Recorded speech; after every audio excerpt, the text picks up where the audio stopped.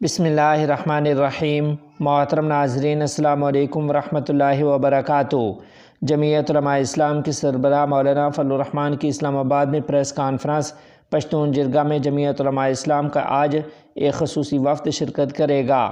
تفصیلات کے مطابق سربراہ جمعیت علماء اسلام مولانا فضل الرحمان نے گزشتہ روز اسلام آباد میں پریس کانفرنس سے گفتگو کرتے ہوئے کہا ہے کہ پشتون تحفظ موومنٹ اور اس کی قیادت نے جو پشتون جرگہ بلایا اور پھر اس پر جو تشدد کیا گیا اور ان کے کارکنوں کو شہید کیا گیا جبکہ کچھ زخمی ہیں، ہم اس پر تشدد کارروائی کی پرزور الفاظ میں مذمت کرتے ہیں۔ پشتون جرگہ بلایا، اس پر جو تشدد کیا گیا اور ان کے کارکنوں کو شہید کیا گیا، زخمی ہیں، ہم اس پرتشدد کارروائی کے پرزور الفاظ میں مذمت کرتے ہیں۔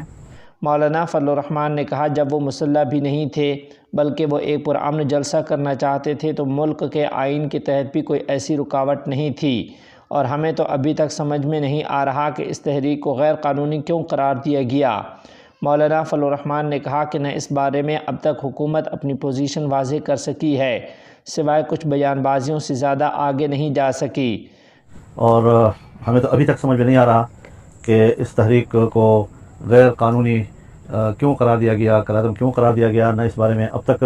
حکومت اپنی پوزیشن واضح کر سکی ہے، سوائے کچھ بیان بازیوں کے، اس سے زیادہ آگے نہیں جا سکی ہے۔ جمعیت علماء اسلام کے سربراہ مولانا فضل الرحمان نے کہا کہ جمعیت علماء اسلام اس جرگے کے حوالے سے اس بات کو واضح کرنا چاہتی ہے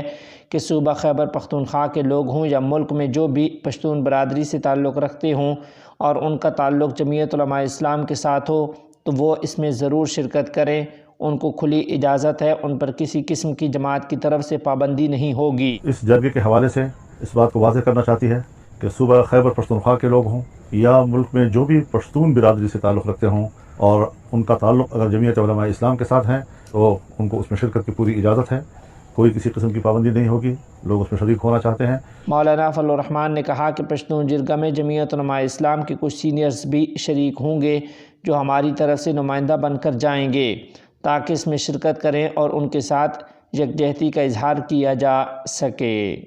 اور جمعیت علماء اسلام اپنے کچھ سینئرز پر مشتمل وفد وہ بھیجے گی نمائندگی کے لیے۔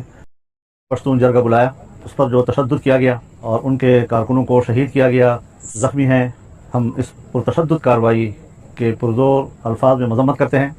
اور ہمیں تو ابھی تک سمجھ میں نہیں آ رہا کہ اس تحریک کو غیر قانونی کیوں قرار دیا گیا، کیوں قرار دیا گیا، نہ اس بارے میں اب تک حکومت اپنی پوزیشن واضح کر سکی ہے، سوائے کچھ بیان بازیوں کے، اس سے زیادہ آگے نہیں جا سکی ہے۔